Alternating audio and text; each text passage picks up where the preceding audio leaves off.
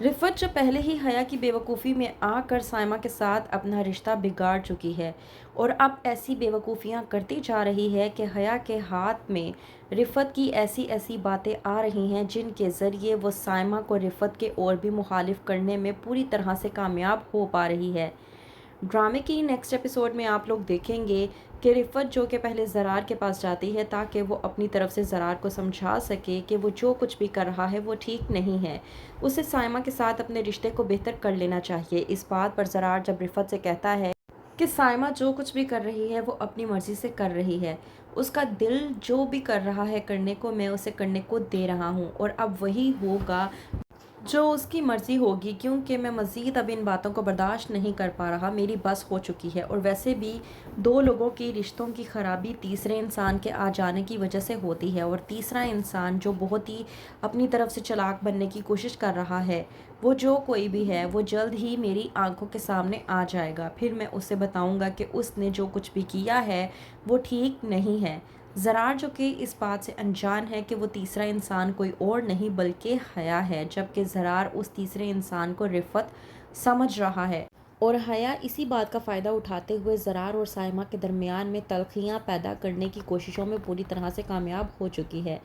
سائمہ جو کہ حیا کے بھیجے ہوئے میسج جو اس نے زرار کے فون سے بھیجا تھا اس غلط فہمی میں آ کر گھر چھوڑنے کو ہو چکی ہے تیار۔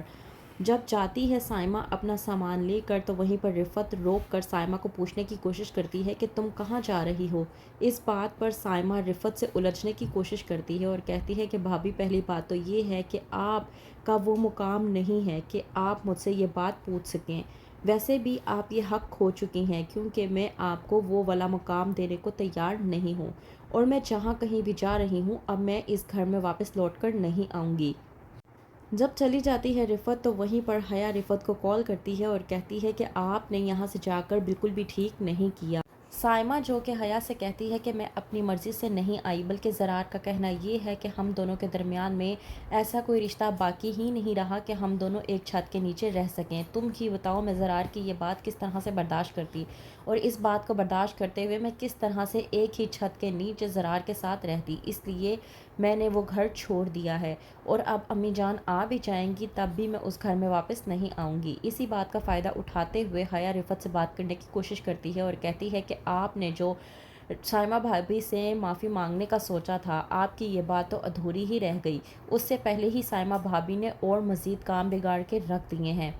وہیں پر حیا جو کہ روحان کو رفت کے خلاف بھڑکانے کی کوشش کرتی ہے اور کہتی ہے کہ سائمہ بھابی نے جو کچھ بھی کیا ہے وہ رفت بھابی کی وجہ سے ہوا ہے۔ روحان حیا سے پوچھتا ہے کہ آخرکار ایسا کیسے ہو سکتا ہے، اس بات پر حیا کہتی ہے کہ آپ خود ہی سمجھے نا کہ اس گھر پر حکمرانی امی جان کی ہے، اور امی جان کے بعد اگر کسی کی باری آتی ہے تو وہ کوئی اور نہیں بلکہ رفت بھابی ہیں، اور سائمہ بھابی بھی ہو سکتی تھیں، اس لیے رفت بھابی نے سائمہ بھابی کو اپنے راستے سے پوری طرح سے ہٹا دیا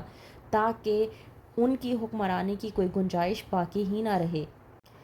وہیں پر دوسری طرف شمیم جو کہ رفت کے پاس موجود ہوتی ہے کہ اچانک سے حیا کے پاس آتی ہے، کہتی ہے حیا کہ تمہیں ایسا کیا ہو گیا جو تم یہاں پر اس طرح سے آئی۔ شمیم کہتی ہے حیا سے کہ میرے پاس ایک ایسی چیز موجود ہے جس کو سن کر آپ بے انتہا خوش ہو جائیں گی۔